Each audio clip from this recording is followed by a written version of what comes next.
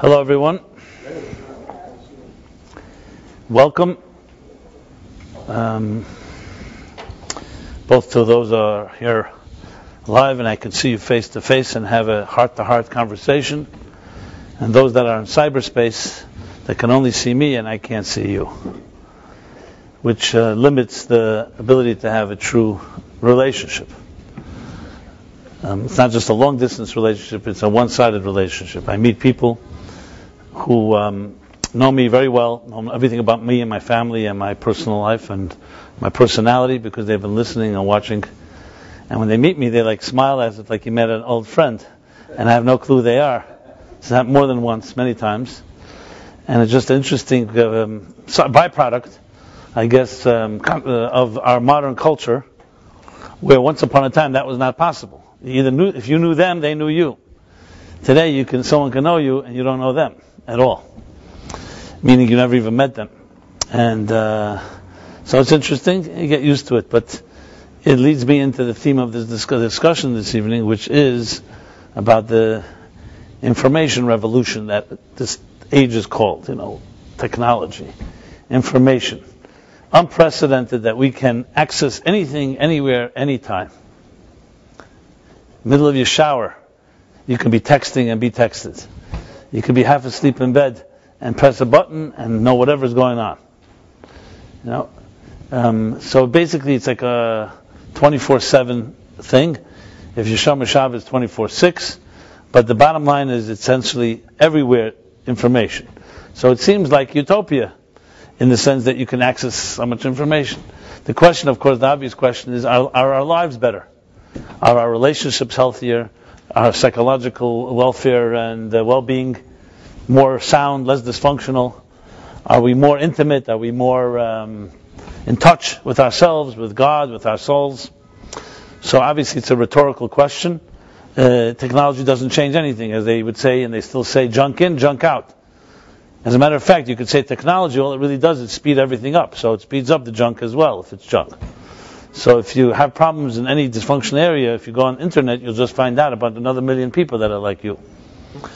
And the same is true as far as obviously on the positive end of things. Because at the end of the day, the technology really accelerates things. It's a number cruncher. You could speed things up. You could access a lot of information which would have taken maybe a lifetime or many lifetimes. Today, you can access in a few minutes. I remember William Safire, the great columnist of the New York Times. He wrote an article at the beginning of the information revolution.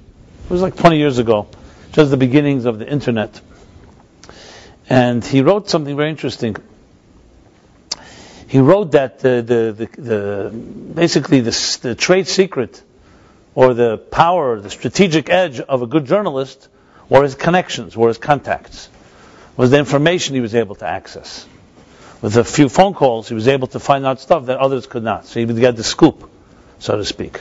So people would read these excellent journalists who had good connections, had cultivated and developed relations. So when something was going on in the news, you could have an inside story. They had access to what was called valuable information. And he says what's changing is dramatically that all this information will soon be accessible to everybody. So the question is, what will be the role of a good journalist, of a good writer? And what he wrote was quite prescient for him at the time. He wrote that the role of a good writer will be the opposite, to become an information traffic cop, which means to be able to sift through all the information and help you see which is vital and which is not vital. So everything's going to be reversed. That was what he predicted. Well, it was already happening. That instead of having access to that key piece of news, today everyone has access to everything. But the problem is it's all like a diamond in the rough. It's scattered and obscured by the loads and loads mountains of information. That's hard to distinguish what is valuable, what isn't valuable. I think there's a website that I saw recently called Worthless Information or something like that, or uselessknowledge.com. It's a very interesting website actually. It has more knowledge than a lot of the so-called useful knowledge sites. Useless knowledge meaning there's no particular utility that you can use it, but it has interesting information. I think it's useless knowledge or something like that. You can find it. So the same is true. I don't know if you're aware of this. recently, in the last few years, Harvard and MIT pioneered this. They began putting their entire curriculums, their entire information that they would teach in the universities online for free. Open freeware. Which everyone shocked everyone, because this was supposed to be so-called. You go to Harvard to get Harvard's level knowledge, or MIT and so on. And basically, if you read the rationalization, it was very simple, that information wants to be free, as the internet pioneers have always said. And Harvard made it clear that the real reason that people pay top dollar to go to get an education is not for the information, but for the connections.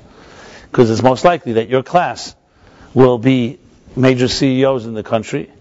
And even though it's a good education, but they don't see the education as being proprietary, and it's really the environment to study on campus. There you have to pay top dollar. But the information itself they're making available. So it's interesting that how everything is twisted. Where once upon a time getting information, corporate trade secrets and stuff was the key thing. Today's the opposite, is to find out what's right, what's relevant, and what isn't relevant. You could be sitting right now on a piece of information that would have been worth millions and millions of dollars. You don't even know it, because it's buried among so much. On the other side of things, as I said, what it has done to our lives, well, I have not seen any progress. I'm old enough to tell you that before the information revolution, or at least the internet dimension of it, people were just as miserable today as they are then. So I haven't seen anything change. If anything, I would say probably gotten worse. Because, number one, access and availability creates the illusion of power. And when you're not in power and you think you're in power, it's worse than when you don't think you're in power. The fact that we have the ability to just press a button and access so much creates the illusion that everything is working out. All I got to do is instant gratification. It's easy to get. So it's almost like an escape from having to really look at yourself. All you have to do is a little Twitter, a little Facebook. You always have your mobile. That's one thing. The second thing is that it's the illusion that what you acquire in life and the experiences you have make you a happier person. Happiness was never a result of acquisition. Happiness was in the domain of people who were at peace with themselves, whatever they had or didn't have. The illusion that we live in a highly, very supersonic marketing age, where we're taught that if you don't, you have to have this and you have to have that. The more information you see, the more hungry you become, and the more inadequate you feel. So it doesn't necessarily have anything to do with becoming a more wholesome human being. Because information at the end of the day, and all the technologies, and all the tools that we have, are simply a tool chest. So let me ask you something. If someone had a hammer and a screwdriver in a tool chest, and someone else has 1,000 or 10,000 types of hammers and screwdrivers and tools, how does that change the person? It just gives them more ability to knock in more nails and to use those tools. It all depends on the person. The tool chest does not make you a better mechanic. All it does is gives you tools. If you don't know how to be a mechanic, you won't be able to be a mechanic with millions of tools. And if you know how to be one, you'll figure it out even with a stone. So if you know what you're doing, the tools obviously can enhance. So I can go on and on. I don't think I have to elaborate that to a sophisticated crowd like this, that the technology age of revolution, information age, is not our panacea and stairway to heaven. It's a blessing in many ways, but it could also be a curse, like anything, like any deluge, if it's not properly harnessed and accessed. Not to use a very extreme example, the Germans were the most sophisticated of all nations 60 years ago. And then they turned all their science and wisdom and philosophy and so-called culture to brutal ends, where they figured out efficient ways to kill people, how many people you can kill in an hour. Doctors, experiments. So you can take technology and advance and turn it around, and it becomes the most beyond, subhuman behavior. So it's important to just know that. A human being is a human being. Nothing will ever replace a nurturing mother. 9 months in the womb that you spend when you're a child is necessary. And then when you emerge, you want to have healthy parents. You don't want technology taking over. Technology maybe comes later in life when we need tools to try to make it, but never ever let that replace the things that matter most, which is love, truth, God, soul, real relationships, friendships. You ever seen two people become better friends because they have technology? If you love someone and you're a friend, technology allows you to access them easier. You can write them a quick note. You can see them even if they're 1,000 miles away, Skype and so on. But technology should create friendships. So Facebook has friends. I should know. I've reached the 5,000 limit on the personal thing. So now you got the likes and whatever they call it. First they called it fans, now it's likes. And all these words. Now they're very innocent in a way, innocuous words like friend and so on. But it does really belittle. It does ultimately devalue what friendship is when Facebook came around. And I'm not one of these fire and brimstone guys against technology. I use it all the time. But I'm not deluded by it in the sense where, I see it as a tool to get the message out there. And it's a great tool. And it changes dramatically how you can communicate and the cost. Basically zero cost, etc. But to suddenly replace and say Facebook has now monopolized what a friend is, I don't know, out of the 5,000, I don't know if I know 50 of them. Now what I mean, I'm not trying to insult anyone that I'm a friend with. A friend means it's just a technical word. Google Plus is calling it circles, right? What are they calling it? Everybody's got their words, and it's a great name, friend. But a real friend is something much deeper. There was someone who once came to see the Rebbe, and he didn't even know why he was there. He was just someone suggested to him to go see the Rebbe, so he was there and he's sitting there, and the Rebbe says, "So, what can I do for you?" She said, "I don't really know. They told me that when I come to New York, I must come see you. You're a holy man, but I really have no reason to really be here." So the Rebbe said, "Listen, I'm not comfortable with someone sitting here not wanting to be here. Since the divine providence, maybe you could find, maybe there's something that's on your mind." She says, "Yeah, maybe you can tell me who you are. Well, why what's your role? Why do people admire you? Why do the people so value you?" So the Rebbe responded, "I'm a friend." So the guy looked at the Rebbe very surprisingly, "A friend? What's so big about a friend? I have a lot of friends." So he said, "Let me explain to you what a friend is, and then tell me how many friends you have." And he said, "A friend is someone," and listen to this definition, "who you can speak to as if you're speaking to yourself. That there's no fear of judgment, of critique, of lack of confidentiality. Someone that you can completely speak to without any defenses, just openly, without anything between you and that person." And then he looked at this fellow, and the Rebbe said to him, "So how many friends do you have?" So he said, "If that's the definition, I don't have any such friends. I don't even believe there is such a friend like that." The Rebbe said, "Well, I find that sad, because maybe there aren't many, but that's the type of friend you want to have. And if you lower your standard, that a friend is someone that, whatever that lower standard is, you're undermining and basically undermining and undercutting your own possibilities." And I have no doubt that we all have the capacity to be such friends, and we have capacity to find someone that's a friend like that. However, we live in a world called the rat race, dog eats dog, and we've developed all the sophisticated defense mechanisms and armor that we need to protect ourselves because we've been hurt. But look at children. I always use children as an example because they're the purest you. They're the purest version of ourselves. Because they're not yet jaded and they haven't yet developed man-made machines and man-made structures and defense mechanisms. Children just have a natural seamlessness, a natural flow. What you see is what you get. Duplicity doesn't yet exist. There's no agenda yet. Try to use somebody. Children learn that from whom? From adults. So, if you want to see your purest self, that's what we really are like.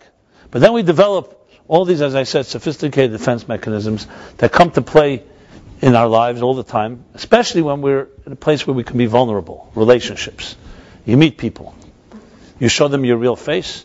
No, because if you feel if you do that, people are not going to understand, or they won't relate to you, or they'll misjudge you, and so on and so forth.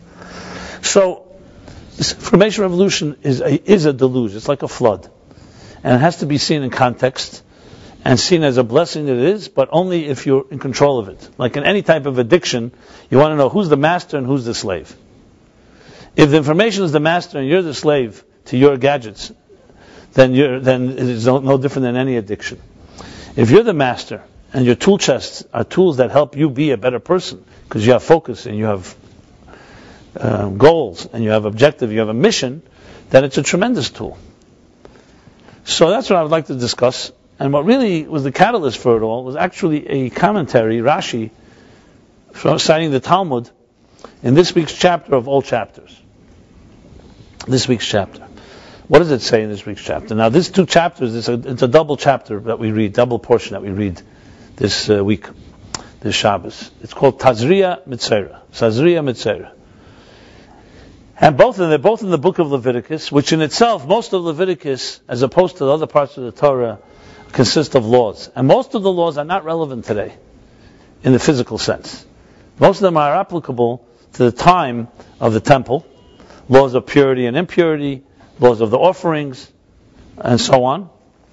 And though there are spiritual lessons and spiritual eternal messages in all of it, but the physical manifestation, especially of these two chapters, does not exist. The primary theme in both these chapters is the leper. The second chapter is called Metzora. Metzora literally means the leper. But this is not regular leprosy. As Maimonides writes, this was a leprosy that does not exist today. Not a medical illness. It's a spiritual illness. He writes this was a miraculous type of illness that was a warning for people who slandered and gossiped others.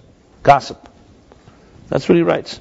Based on the Talmud and based on this. So there's a whole elaborate system of laws here of different signs of certain leprosy symptoms, of blotches and scars and so on, that appear, as Maimonides and others explain, that this was not a natural thing. This was in the time of the Talmud, the time of the temple, and before that, a spiritual illness that doesn't exist today. And it was a direct result of people's gossiping about each other. Lashon hara. So we have an entire chapter that is not relevant in the physical sense. As I said, all these laws, the offerings, the way we heal, are not applicable again in the material, in the physical sense of the word. But what jumped out at me was particularly one line. One line. The line goes like this.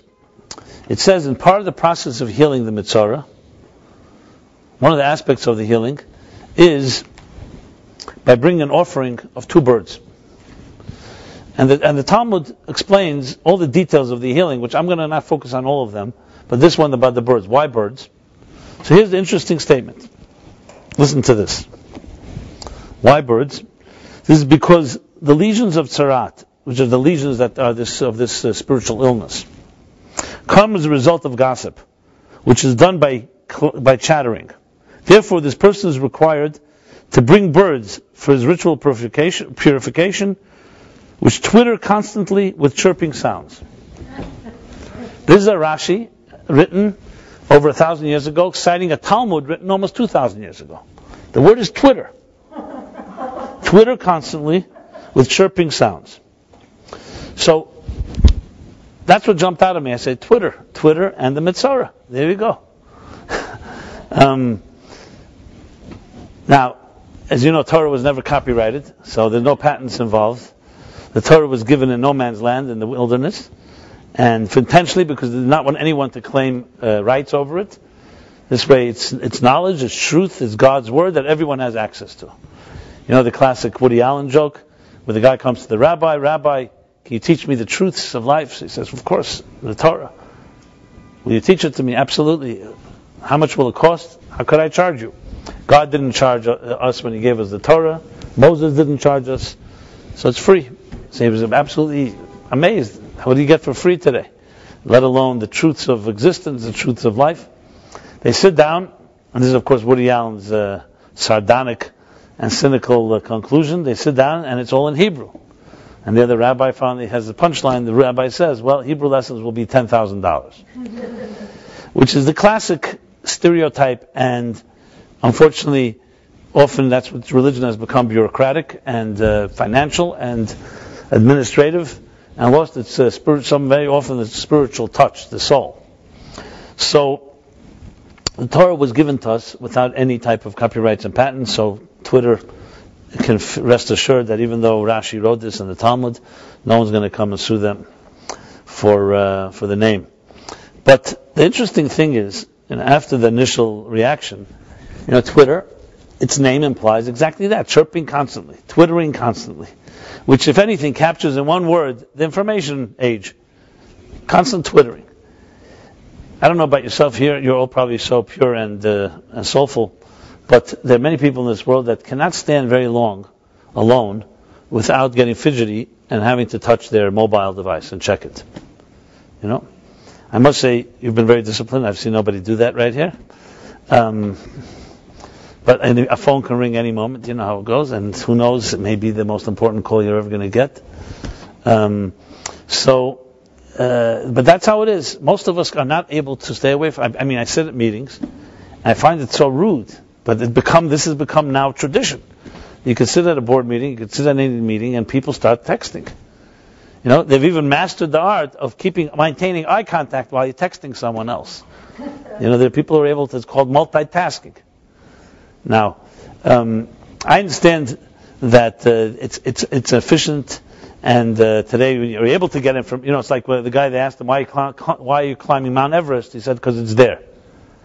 You know, we all know there was once a time we didn't have such access to information. You had to wait till you got home, till you checked your email. There was a time there wasn't email either. You had to wait till the mail came. And there was a time that wasn't there either. But once Mount Everest is there, we have to climb it. Now that it's accessible, now you can't be left behind. So you have to have that access. And it continues to roll. Fine. So, but in a way, what it captures, the twittering, chirping constantly, that name captures it better than anything. You know, Facebook, whatever it means, Facebook, pictures, book, whatever, however that name developed. But Twitter is like the verb, and you tweet and you Twitter. So I could not ignore this serendipity.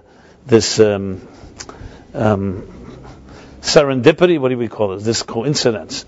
I don't even know if it's a coincidence. This hashgacha pratis. So I was thinking about it, and then what struck me was to go a little deeper. 1 second, before we get into the information, the whole Twitter revolution. Let's talk about this verse.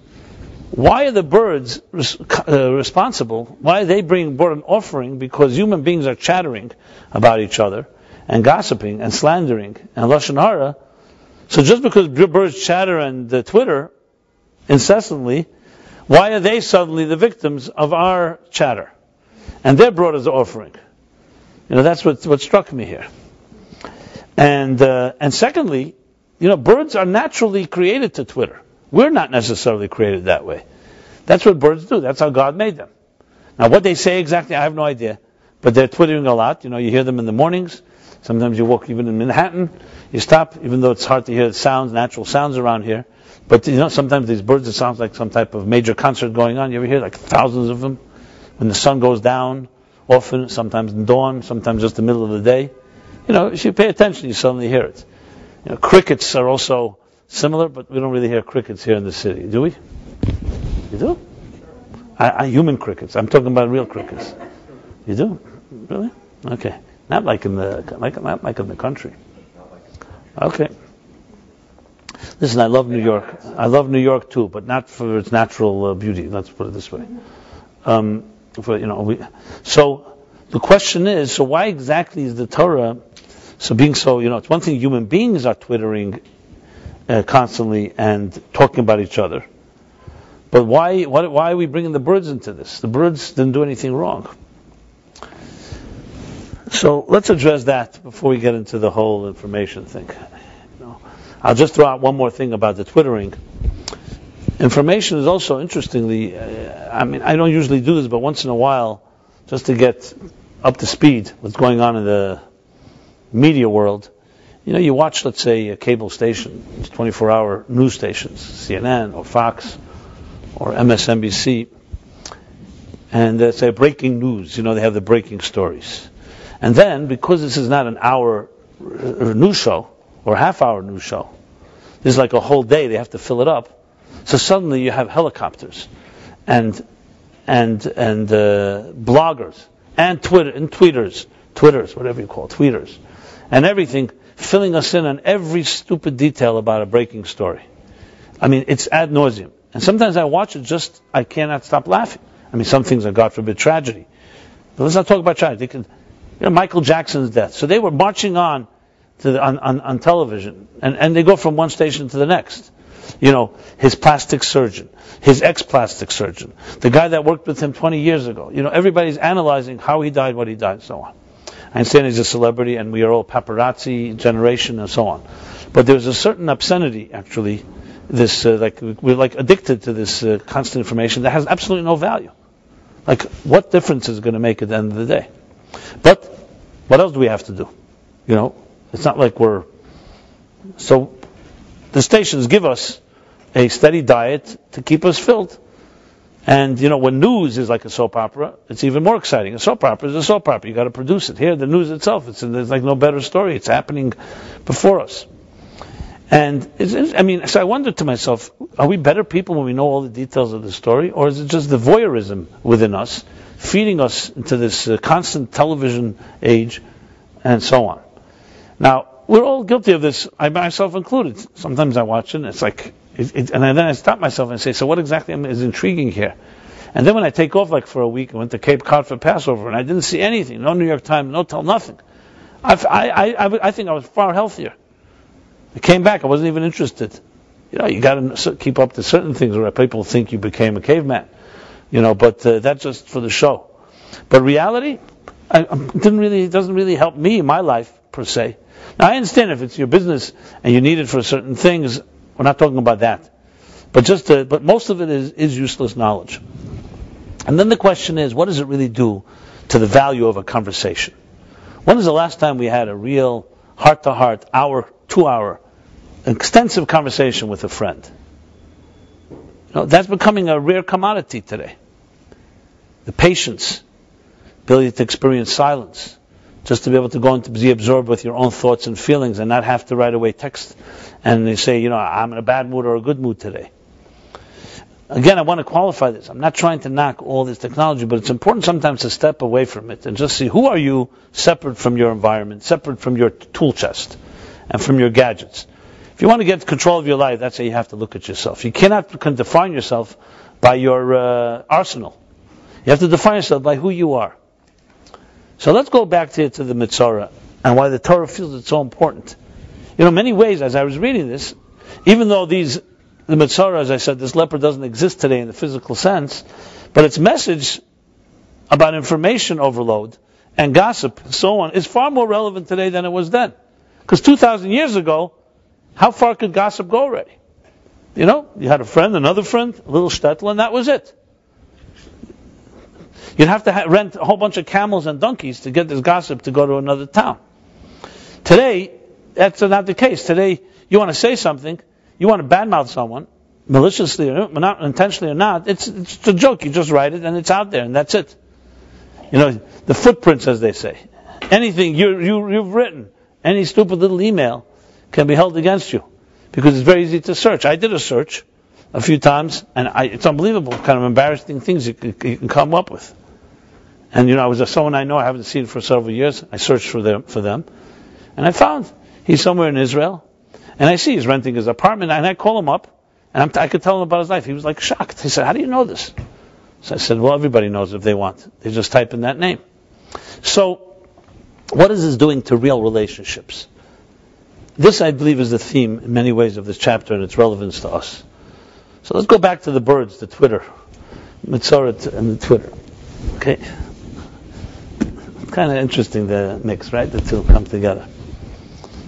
And I look, by the way, in all the translations in English, they all use Twitter. There's chirp and there's Twitter. In Hebrew, let's get the Hebrew word for it. You want to know the Hebrew word for Twitter? Mitzaftzifim. Tziftzuf. It sounds like Twitter. Tziftzuf, tziftzuf, tziftzuf, tziftzuf, tziftzuf, like that. Imagine doing that for a long time. That's what it sounds like. What's the verse? The verse is Leviticus 14.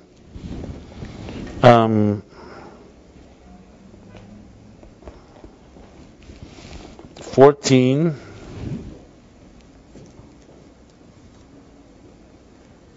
7. 14:7. Just looking for the Hebrew original. 1 second.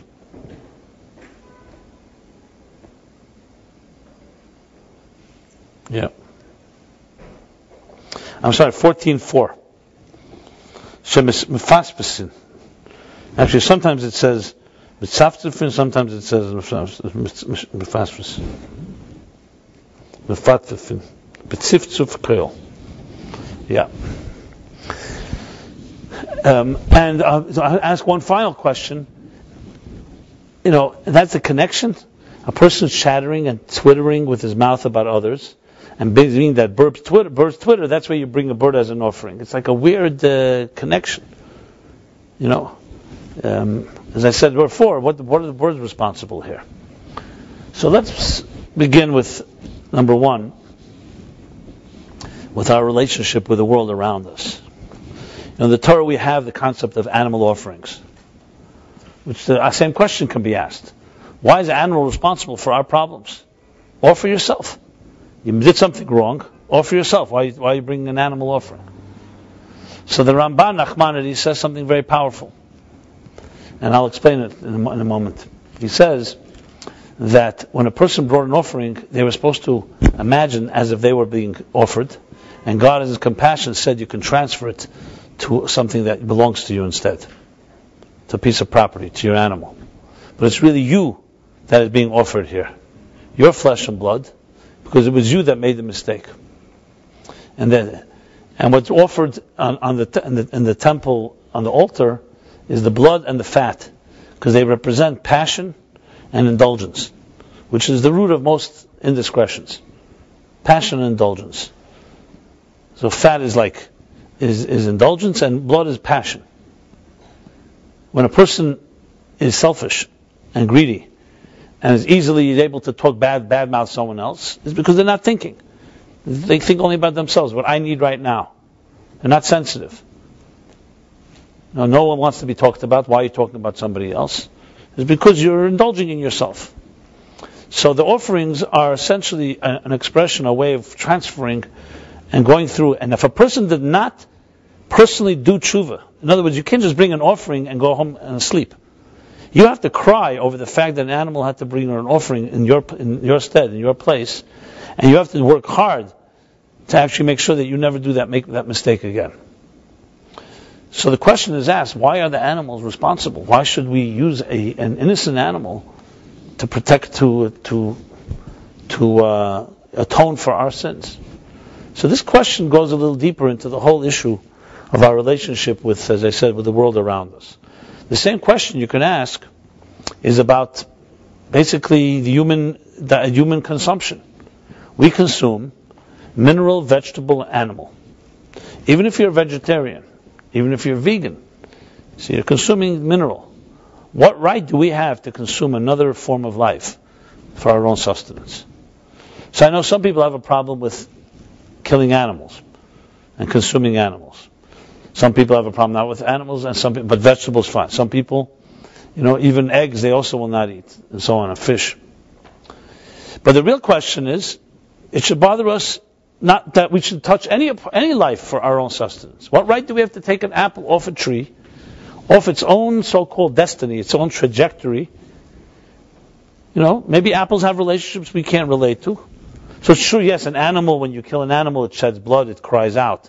But who says that when you tear off a plant from its stem, from its roots, you're not causing it pain just because it doesn't cry like we cry because there's no physical blood?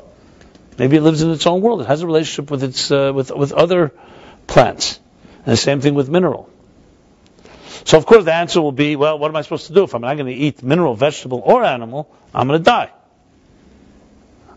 In other words, animal you won't eat because that bothers you, but vegetable because you have no choice. Judaism does not find that to be an adequate answer. And the Arizal, the holy Arizal, actually is the one that asked this question. And his answer is unbelievably profound and simple as well. And it's a whole philosophy of life. And I'll just, before I get to the explanation, let me just share a few anecdotes. When one of the Rebbes was a little child, he was walking with his father in a garden, in a meadow. And while they were speaking, the little child tore off a leaf from a tree and began to rub it. Tore off a leaf and just rubbed it.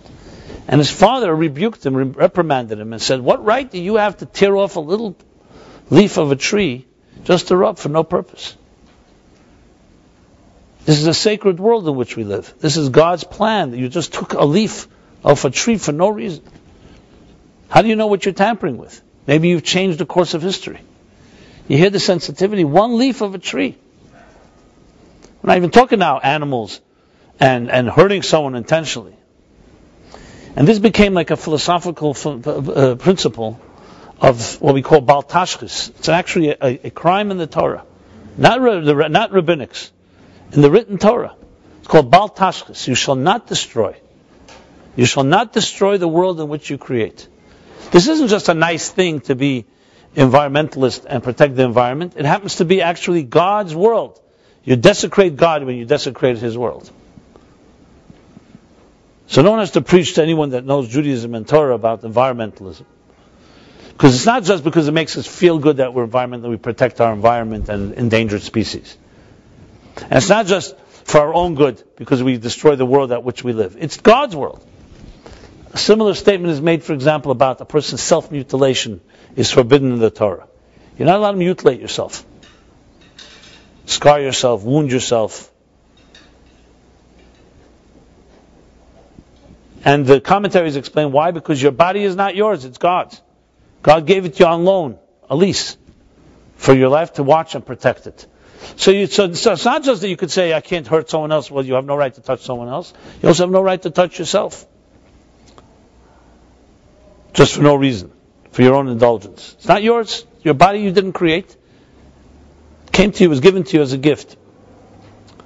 So that's the extent of Jewish sensitivity, Torah sensitivity to the world around us. Even a leaf of a tree.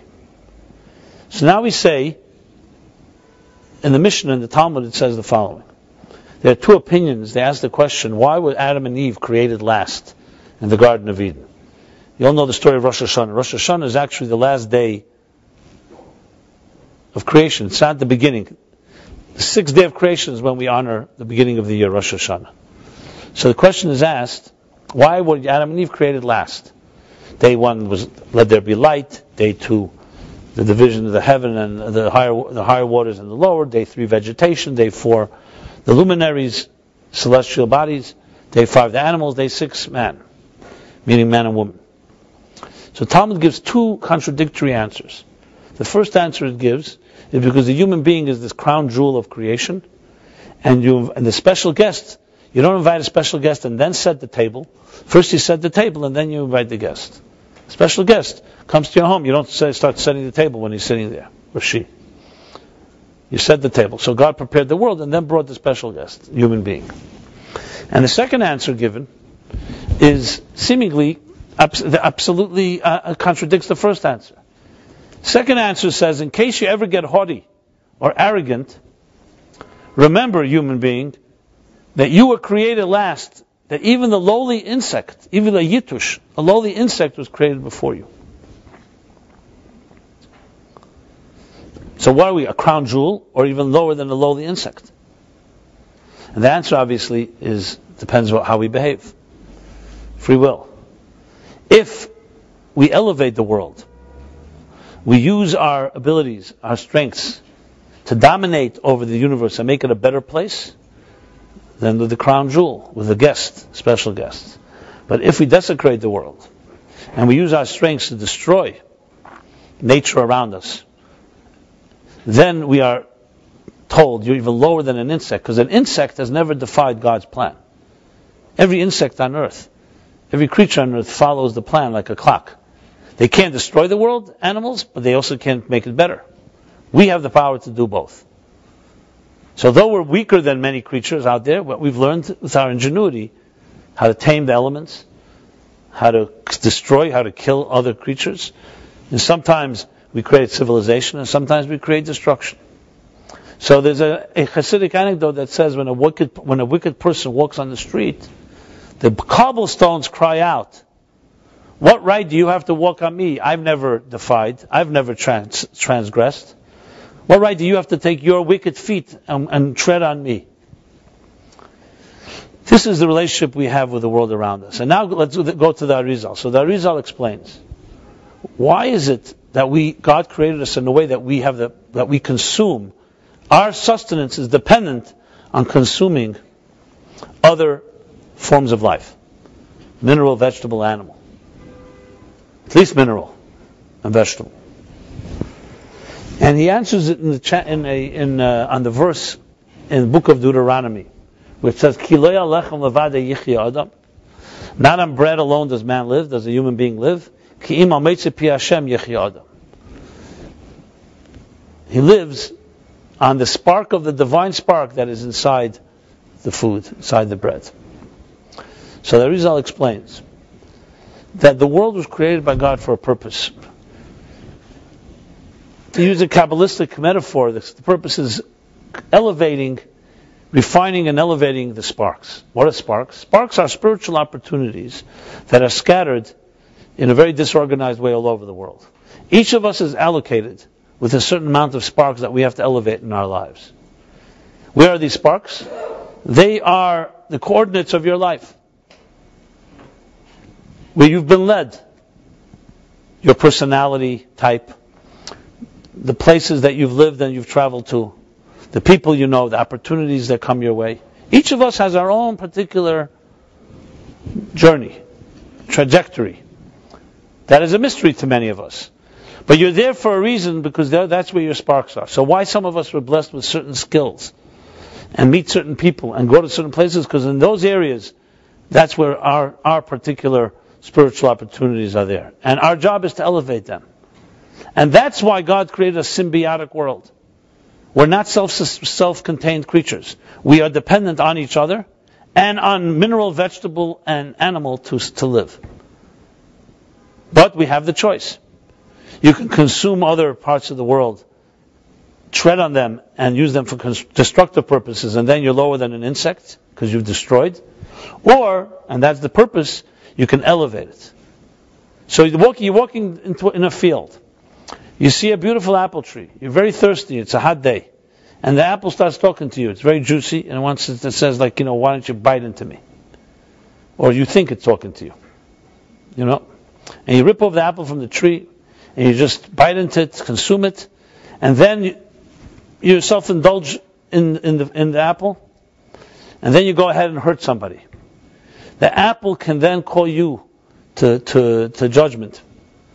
What right did you have to tear me off a tree for me to become part of your flesh and blood so you could hurt another person? Now I'm a partner in your crime. I was sitting peacefully on the tree without hurting anyone. Yes, I wasn't making the world better. I can't say that. And nature makes it better. There's a certain natural process, whether it's photosynthesis or other things, the balance. But I was definitely not destroying. Now, if you take that same apple, and you use the energy and strength, sensitivity, to help another person, to change the world for the better in some way, then the apple thanks you and says, because hanging on a tree, I never could have achieved that. And now I've become part of doing something greater. That's the human being's ability. That's why it says right in the beginning of the Bible, I'm giving you the blessing.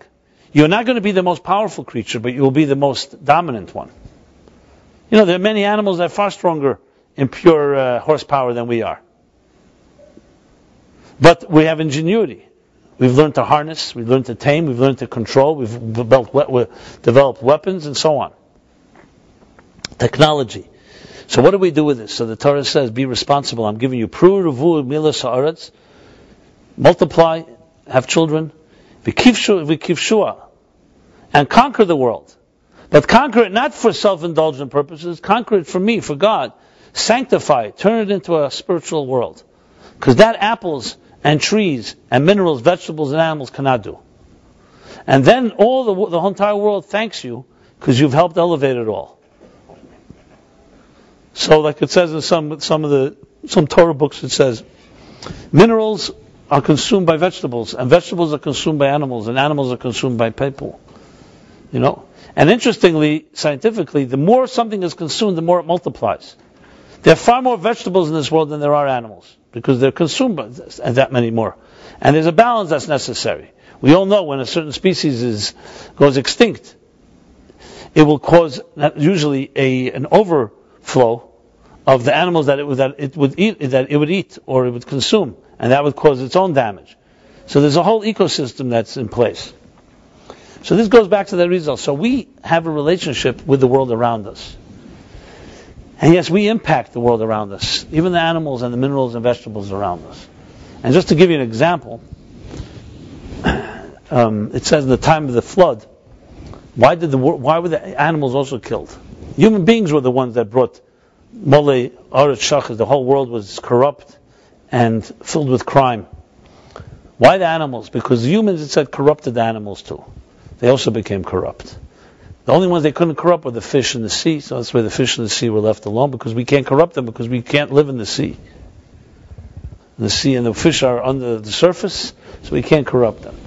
Now, I always thought about this statement as, it's interesting, but recently I have something here that I was made aware of something that made me appreciate this thing with the flood. The couple I know in the city, they told me they have a few dogs, and one of the dogs was acting up. So they have today, besides veterinarians, they also have dog therapists. They actually do. So they took their dog to a therapist, and they came back after an hour, and the therapist said to them that the dog is exhibiting a lot of neurosis, and as a result, he wants to know what kind of home is his dog living in.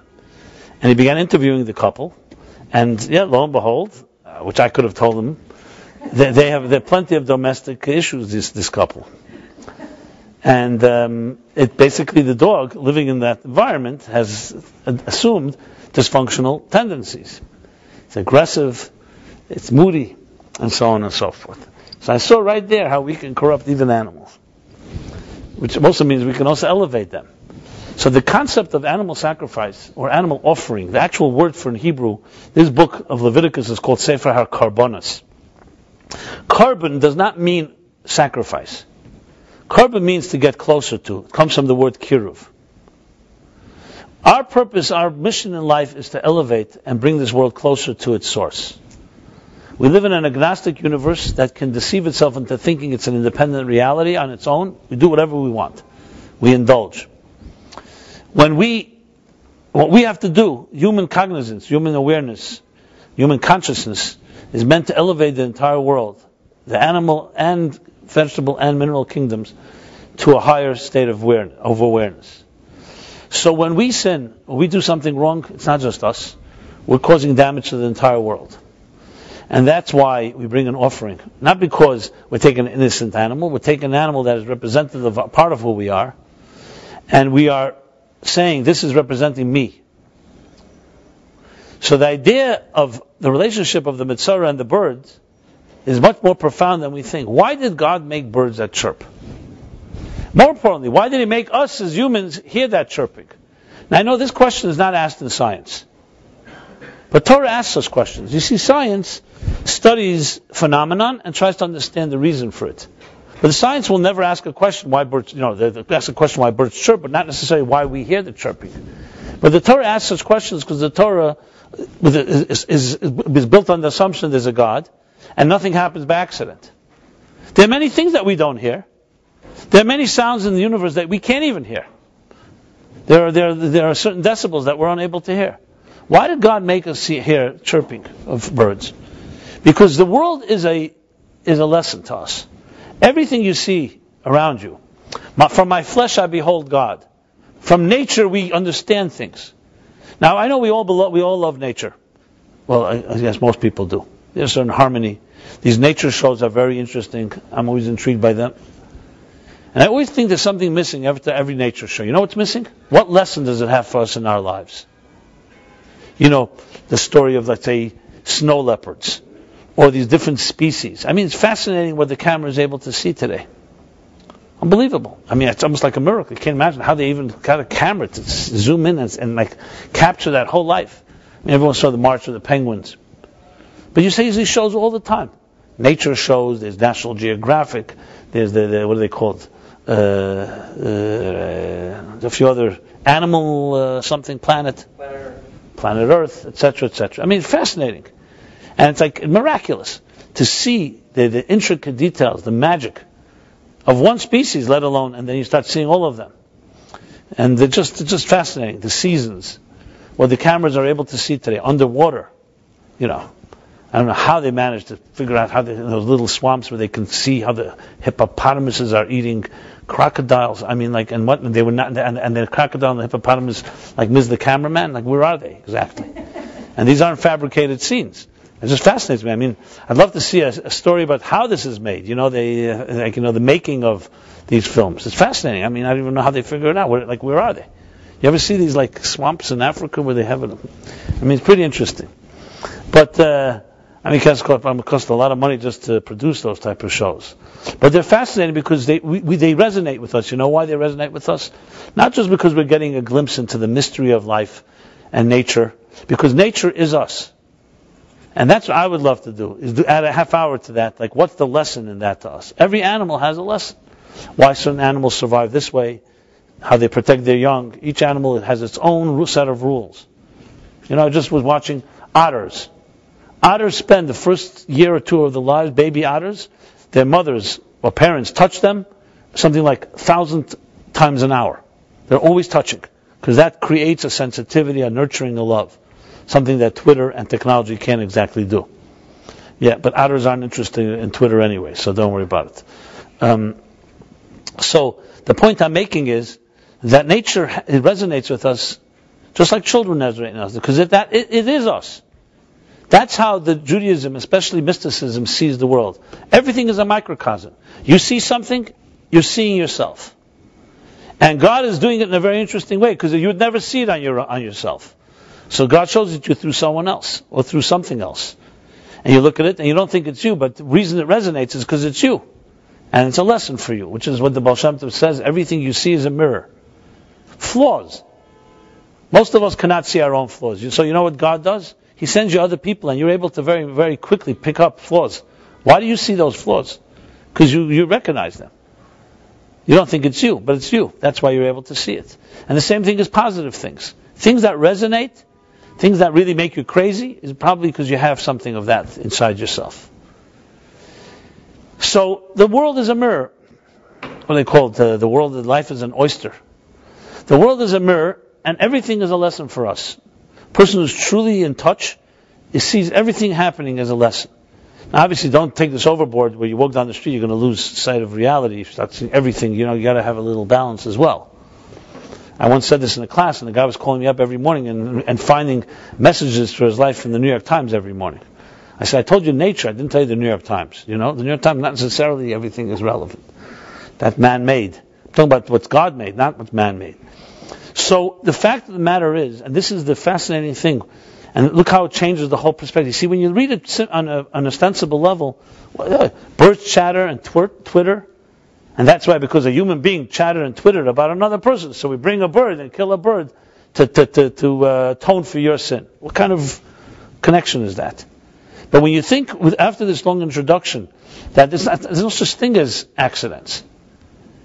Birds twittering and chirping is actually healthy for them. That's probably their way of communicating, their way of loving, their way of warning each other, I guess their way of socializing. That's what it sounds like to me. They say King Solomon was able to understand the language of the birds and animals. I, for one, am not able to. Has anyone here been able to decipher some of these sounds? But the point is, there is a lesson. They are incessant chatterers. They're reminding us of our own Twitter addictions. That's what they're doing.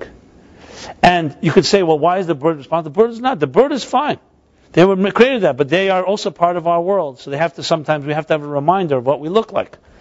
So if you really want to know what you sometimes look like, again, I'm not saying anyone in this room, but people who just are information addicts, listen to the birds. And that's what the reminder of the Metzora is. You did not know how to control yourself. So here's the birds, they will remind you. And they become part of, you've caused them to be part of your issue. So the fact that they do it, as I said, I want to qualify again. The birds chattering and twittering was never seen as a sin. First of all, animals don't sin, because they do exactly what they were created to do. But the lesson and their connection with us is vital. So, in that sense, what we learn from the Metzora, which is also, by the way, an acronym for Moitzi Shem Ra. Metzora, Moitzi Shem Ra, is someone who slanders and gives a bad name, bad mouth somebody else. And in Jewish laws, there's actually entire laws about this. This doesn't only mean saying slander, meaning something false. Gossip doesn't have to be false. Slander is libel. You lie about somebody. You make up a story, and you turn it into a reality which never happened. Gossip means even if it's true, who gave you the job to start sharing this with others? Why did you appoint yourself as being the Twitterer and the chirper, the bird that has to carry this news everywhere? Why are you doing that? What benefit do you have? What joy do you have? Why does it human beings have this weird nature? They just sometimes enjoy talking about somebody else. I'm sure we've all been guilty about it in some way. And then you think about it, step back. Why? So there's the joke that goes, I'm not speaking Lashon Hara, we're talking about how to help the person. I wish that were true. That every time we spoke about somebody, we're really thinking how to help them. If you really want to know how to help them, you'd call them up, sit down with them, and figure out what their life is like, and so on. But there's something we like about it. I don't know what it is. Maybe it's part of the voyeurism I mentioned before. Maybe just part of, maybe makes us feel a little better, because we don't feel so good about ourselves, then we say, oh, well, I'm not so bad, look at everybody else, they're also pretty bad. That's one of my theories on the matter. I don't know what it is exactly. Some call it something like Schadenfreude, which is like, you gain nothing from it, but you have some pleasure when another person fails. Anybody has theories on this matter? So it's one thing if you gain, so you could say, listen, I'm competing with someone else. If I gain, if that person gains, he takes something away from me. But what happens if nothing is taken away from you? Just to gossip about somebody that you get no benefit. We have this capacity. And if you get to the root of it, the capacity comes from our own self-indulgence, lack of sensitivity, like many things we do, out of negligence, out of not really thinking. How many people we may have hurt by just saying something, we didn't even mean it, just blurted out something. I can't say I'm guiltless of this crime, I try to keep it under control, but sometimes it happens. Somebody can just push your buttons. You blurt out things for no particular reason. So we're not human beings that are perfect. That's why we have these lessons. But it teaches us about communication, measuring our words. Imagine you had to pay for every word you utter in this world. Imagine you run out of words after a while. You're given a quota. You can speak 1 million words in your lifetime. What do you think would happen? That would be interesting. We take for granted that God blessed us with a mouth. When Moses was chosen by God, Moses says, Lo yish dvarim, I'm not a man of no words. Why are you choosing me to communicate your truth? I'm a man of no words. So you know what God answers him? Who gives a man a mouth to speak? It's me. But we think our mouths belong to ourselves, so we can say whatever we like. And we can endlessly speak without ever being charged for it. But it's not correct. Words are also sacred. And words can kill. They say about Lashon Hara, the Talmud says, that it kills 3 people. The person who speaks, the person who listens, and the person who's spoken about. 3 people it kills. So words are powerful tools, because we can use words to express love, to express warmth, to help people. And we can use words to hurt people. So just like the apple on the tree, our words are also part of the blessing that was given to us, and we also have the choice. So we have these entire chapters that talk about an illness that would manifest in the olden days for somebody who was twittering too long. Today, maybe the illness is worse because we don't see it. We don't see necessarily in any obvious way damage done by our overconsumption of knowledge, our information revolution. We don't see it. It takes years for these things to have an impact. Who is it that said that people read more and more today about less and less? So it's not that today we have a lower rate of illiteracy, it's only that today illiterate people know how to read. This is the great Oscar Wilde. I'm not suggesting he's a paragon exactly of a model, but nevertheless it's a good line. So I think it's about looking at ourselves. It's more than just the speech. It's looking at ourselves and being more sensitive human beings. So the Twitter Metzora connection is a reminder. It's a reminder of our own lives, a reminder of our own gifts, a reminder of our own responsibilities. Wherever we go, there are sparks, as I said, waiting for us. Right here in this room tonight, anyone out there, you have sparks allocated to you. There's that beautiful story with the Baal Shem Tov. I use it very often when I travel and go to places I've never been before. And you think about it, it's like really very powerful. And many of us suffer from what we call boredom, right? My life is monotonous. I keep doing the same thing again and again. My results are the same as well. So there's the Baal Shem Tov story. He once sent students of his on a mission. And after they returned, the Baal Shem Tov wanted to know everything that happened. So they told him, we went and we fulfilled the mission. But that was not enough. He began to focus on, he wanted to know how they traveled, and where they stopped, and where they went, and so on. Which was, to them, was a little odd, because what difference does it make? We went this way or that way. We ended up at the destination, we did our job, and we move on. No, but he insisted. Okay, so since he insisted, they began to share. They stopped at this town, and where did you sleep that night? Well, one night we couldn't get to town, so we slept at the side of the road. In the morning we woke up, and what happened in the morning? We washed our hands, we said our prayers, then we sat down for breakfast, we had something to eat, and we drank. What did you drink? Water. Where did you get the water from? From a brook. There was a brook of water on the edge, on the side of the road. And we took the water. We made a blessing, and we drank. Baal Shem Tov jumped up, excited. What's he excited about? That they drank water, a cup of water.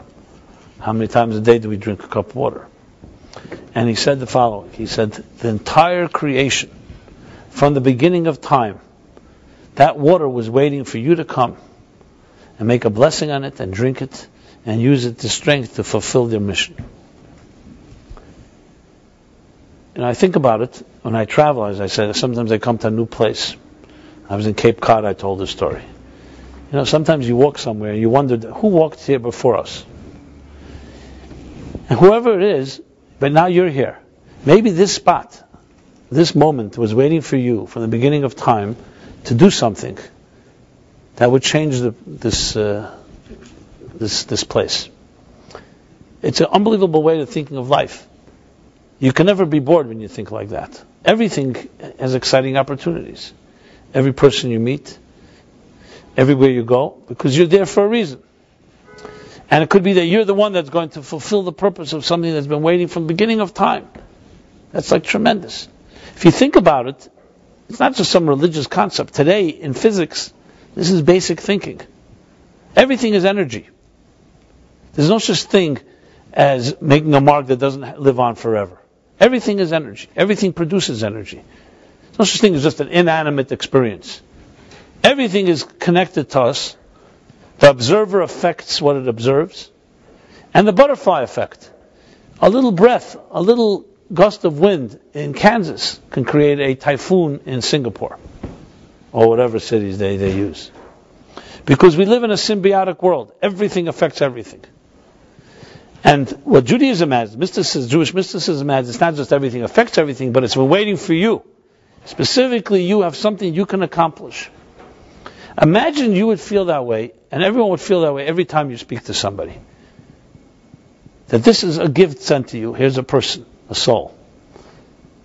A special soul, a dignified soul sent to you to meet you. You're intersecting with this person. What's the reason? Is it just for you to take advantage of the person and they take advantage of you? Is there some deeper element to it? And the same thing is when we walk down the street and we look at a bird or we drink a cup of water. Doesn't matter, whatever it is. It's filled with energy. In a way, it's like being a true spiritual business person. A business person, wherever they go, especially if they own a business, they're always looking for opportunities. They come to a party, right away checking out the joint, the lay of the land, who's here, what business cards I'm gathering, who can I connect with, who I can benefit from, who can benefit from me, opportunities. Always looking for an opportunity. The Torah tells us that that's the way we should be looking at life. Everything is a spiritual opportunity. which of course means it's not always about you. It's not just about you're going to gain from it in the material sense of the word, but you will gain tremendous spiritually. And every human being and every interaction has that opportunity. I was trained to think this way. I saw in my life people who live this way. It's not very common, because most people do live in a world. Most people in this world are busy exploiting. They're busy looking for something that's good for them. We all have a beautiful side. Question is, what dominates? What are we doing most of the day? So we mimic those that came before us. We were used, so we use others. That's how it works. The blind leading the blind.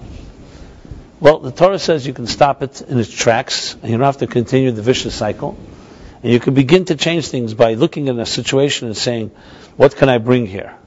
Why is this opportunity coming my way? Has it been waiting for who knows how long for me to redeem something here? Or for me to be redeemed? I believe that this is a message that can be taught to everyone. It resonates with all of us. And then, of course, the challenge is to implement it in our lives.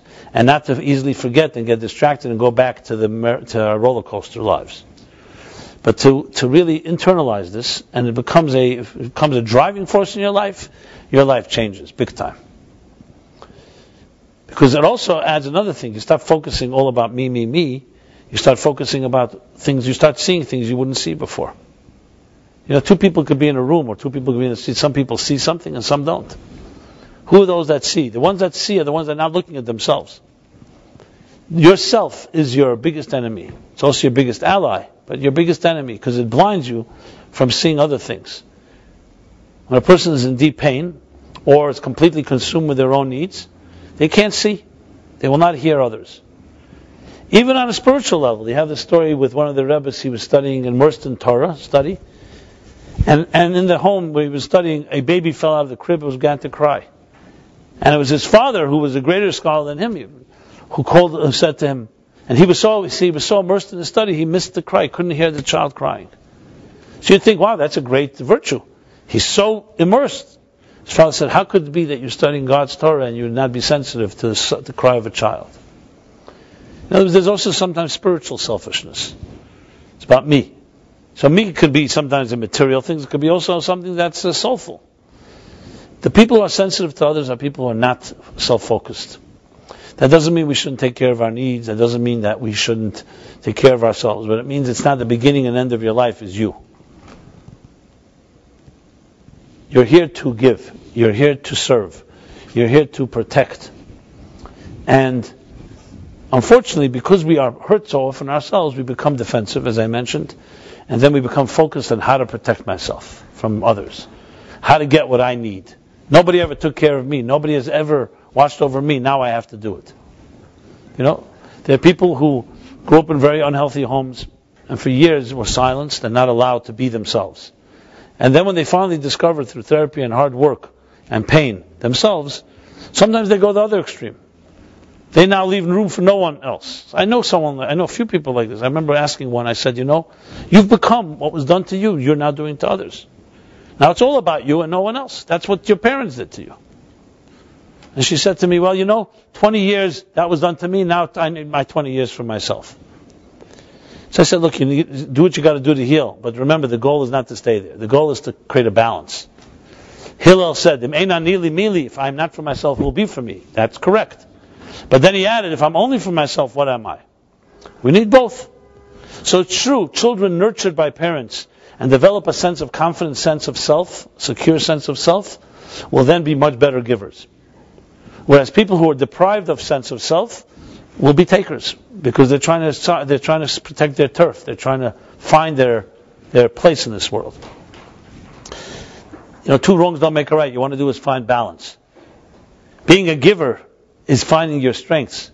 Being a taker means that you don't think you have enough to give. You're not secure enough to give. You think you may disappear if you start giving too much. So the chapter Metzora is all about this type of self-containment.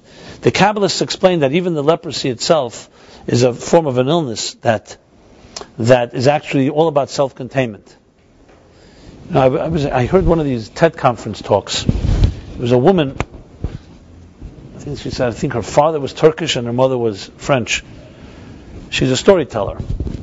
And she said, like, from her father, she got the type of deep spirituality and tradition. From her mother, she got atheism, and scientific analysis of everything. She said she had a grandmother in Turkey who was like a healer. It's an interesting thought that she shared. And when she was a child, people would come to her grandmother, and everything her grandmother did was draw circles. When anyone had a problem, she would draw a circle. Physical circle. Sometimes a circle in the sand and had the person stand there. Sometimes circles on their skin. Sometimes circles metaphorically. And as she got older, she asked her grandmother, who was a proven healer, people trusted her. This is one of these TED conference talks. And she said to her, she asked her grandmother, what is the thing with the circles? So her grandmother told her, everything that is enclosed dies. Fresh air is necessary to be healthy. So when a person has an illness, and if you enclose it in a circle, you crush it till you kill it.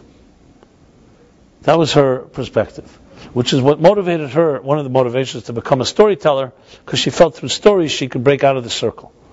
So in communities, people living in ghettos, people living around other people with the same mindset, these things are very destructive forces. They're very maybe good in your young age where you need consistency, you need nurturing. But at some point, lech lecha, you got to get out of your land. You got to get out of your habits. You got to get out of your comfort zones. And it's interesting. The people are able to do that. Breathing. Where does an infection fester? When it's concealed, when it's locked up, when it's surrounded. There's no breathing room. There's no spout. I met a person who terrible pain in their lives. Psychic pain. Very, very emotionally wounded. Grew up in a very disturbing home. And I asked him, did you ever cry? He said to me, I have never cried. Last time I cried, I was 6 years old, and my father told me, you don't cry, babies cry. Father telling this to a 6-year-old. So that was it. It became like a sin to cry. So I said, so what'd you do with all your pain? He says, it's in here. And I'm terrified to begin crying, because if I begin, I'll never end. I have so much to cry about. And I thought to myself, the analogy of the spout, when you boil water in a kettle. Imagine there's no spout. It'll boil and boil. What will happen? It'll explode. You need a release point. Everybody needs a release point. Tears, the Kabbalists say, wash your soul. They're a form of release. It's an expression. It wells up and you express yourself. Even a cry, when you cry out, oy vey, or some other cry, when it's appropriate, it's a necessary expression from the depths of a person's soul. Imagine a person is silenced. What happens to the cry? It begins to implode. And you have layers and layers and layers of tightness, actually even physical tightness. You ever hear somebody gives you like a massage and they say you're very tight between your head and your heart. Your neck is very tough. Because what happens is the body does not forget.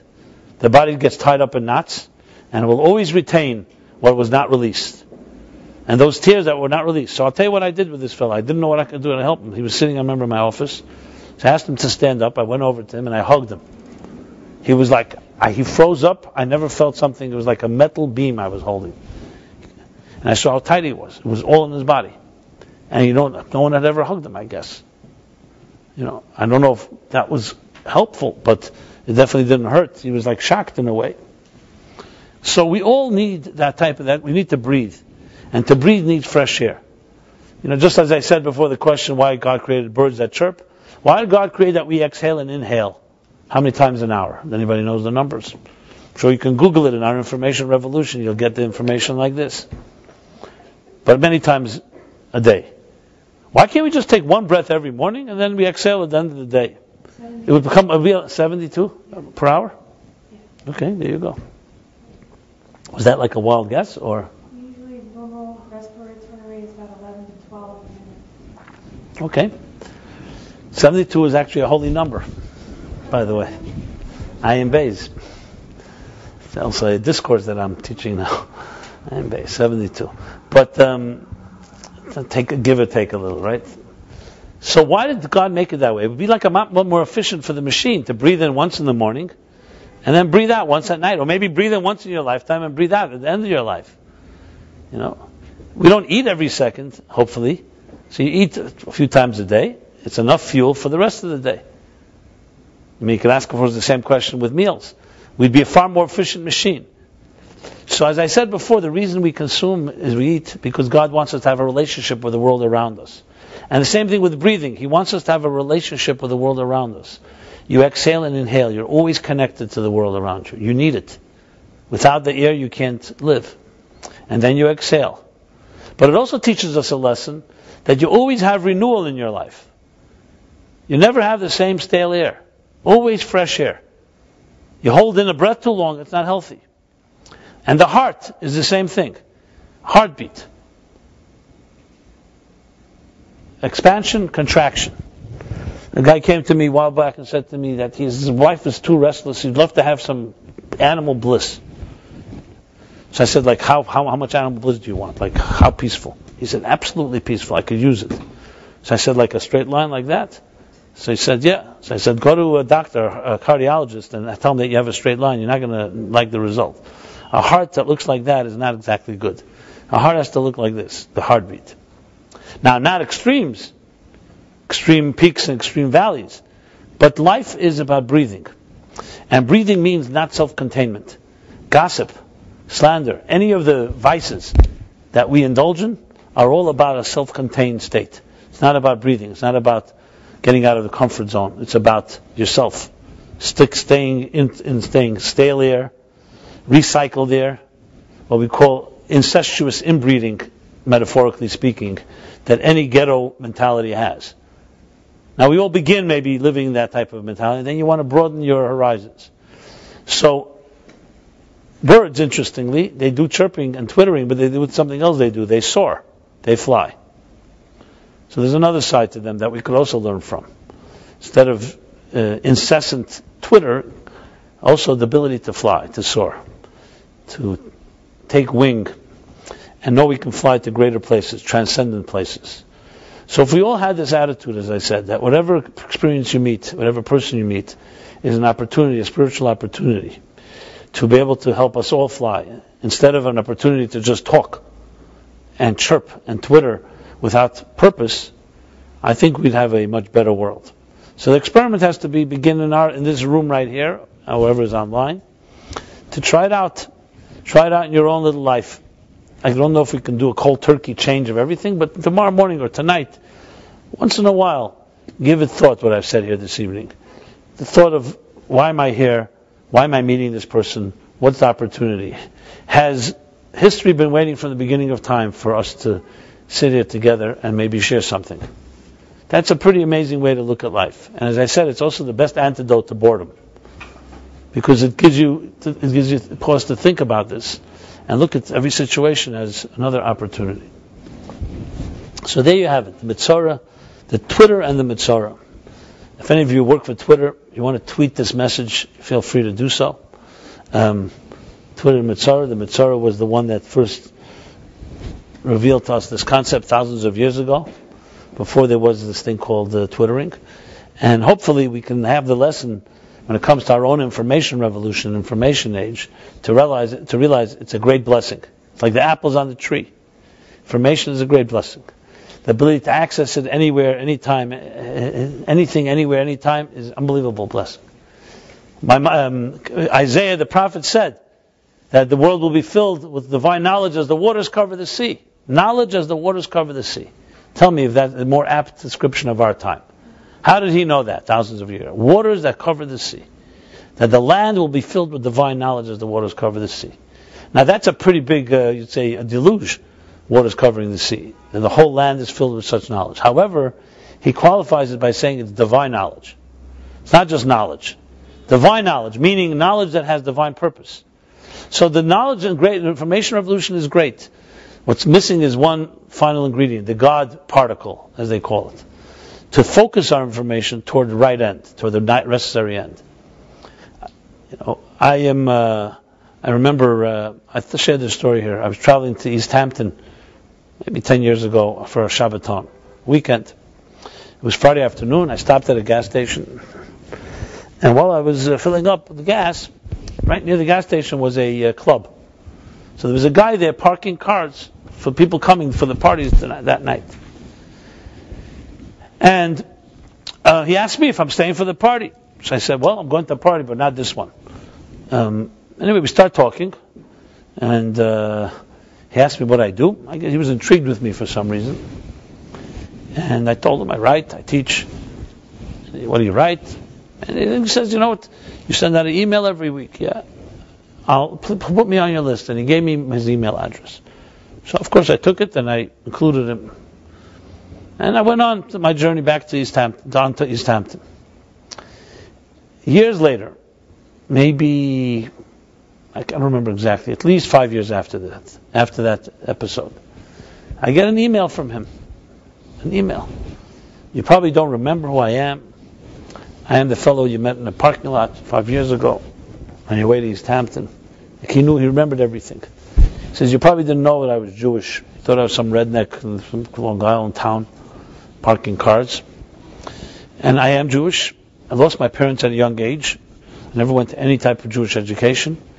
But meeting you has changed my life. Because after you started sending me your emails, they became my Judaism. I pray with them.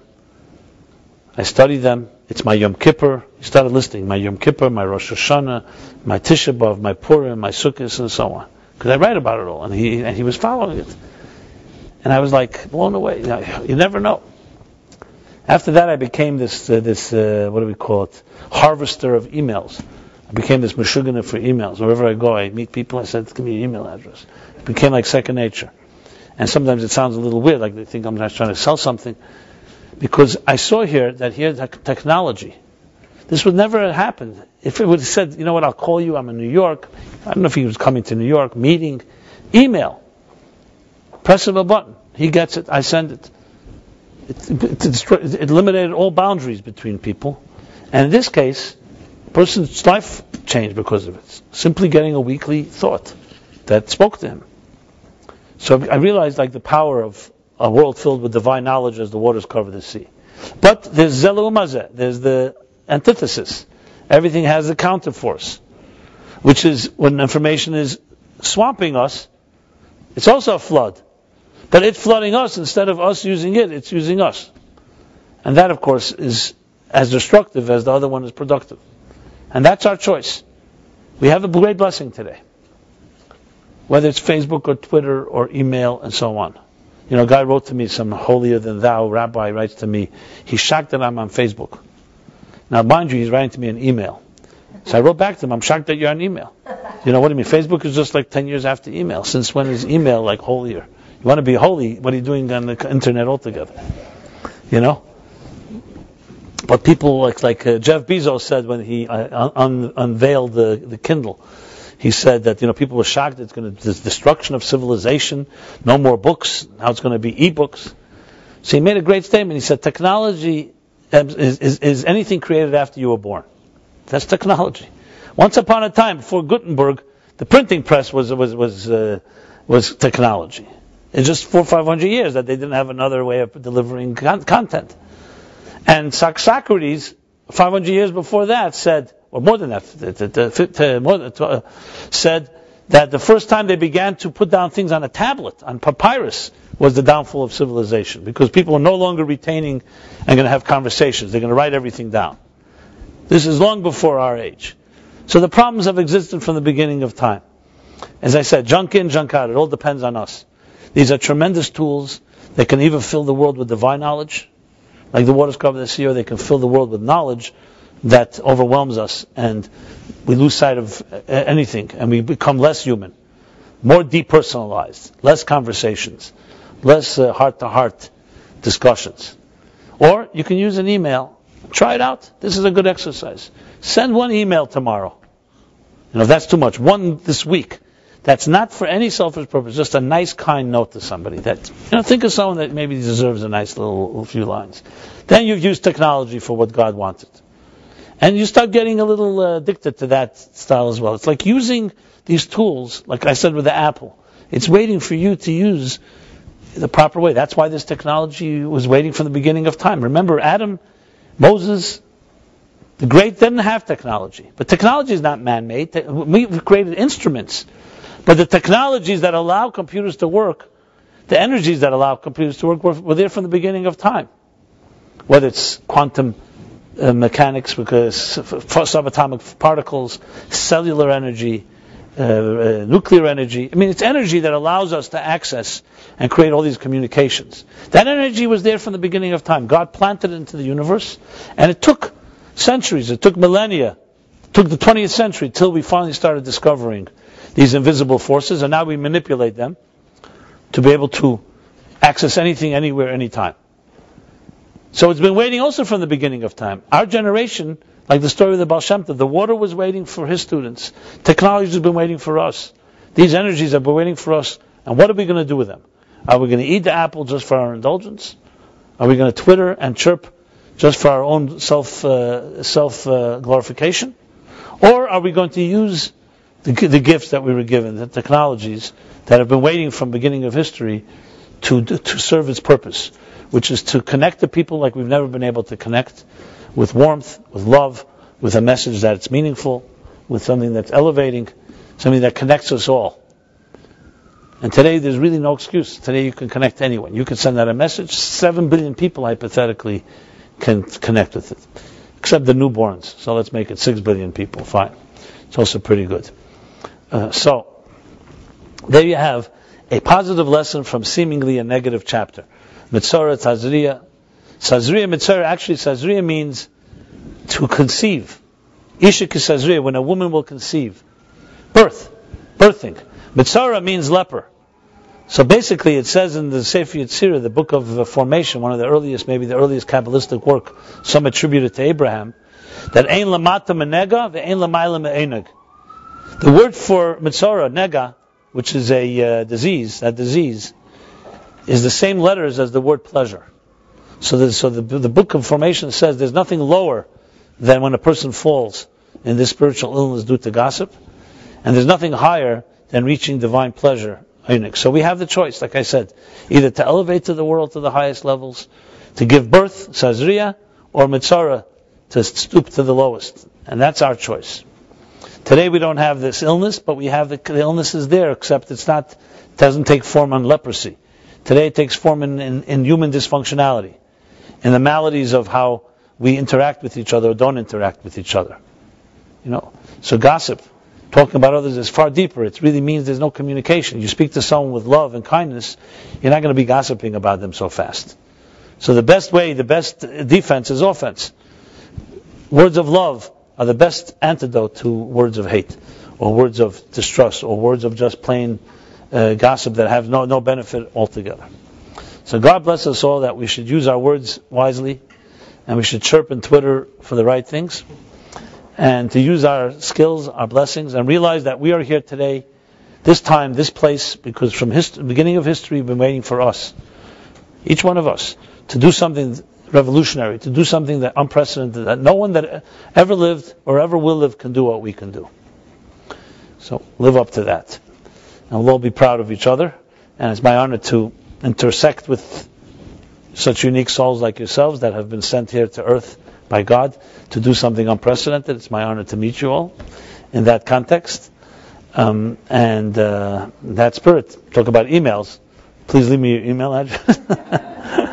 And you never know. And more importantly, send to your emails or to your whatever communication, texting, SMS, the whole list of communication tools. Send a warm message out there. And you never be surprised. It wouldn't hurt. And maybe you could start sending a weekly thing to your friends. Just want to send you something nice.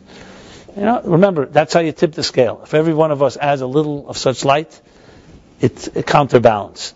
And don't think that one person is not. It's like that famous story. Everybody thinks they're pouring water into a big barrel because everyone else is pouring wine. No, then it's going to be a barrel filled of water. Every cup is necessary. Every effort is necessary. If just a room like this would begin doing something like this and it catches on slowly, we can tip the scales, tip the balance, the tipping point. So I want to also announce that we have the Omer book here available. Some of you are familiar with that book. We also send out our daily Omer reminder. If you want to receive that, just let us know. And a new book on Pirkei Avot, which we study now, the ethics of the fathers. Velvel is holding it up. Beautiful new book that is also available. And Philip will be giving his class. Yes, tomorrow 7 p.m.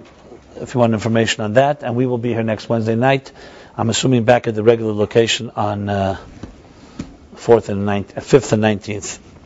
But we send out an email that tells you all about that as well. So if you're on the email list, you'll definitely I'll keep you posted. Up to minute changes. Maybe we can start tweeting like if there's changes, every second. And again, it's an honor to speak to you. And everyone have a very pleasant evening, a pleasant morning, pleasant afternoon, wherever you may be in your life, wherever you are in the world. Thank you very much.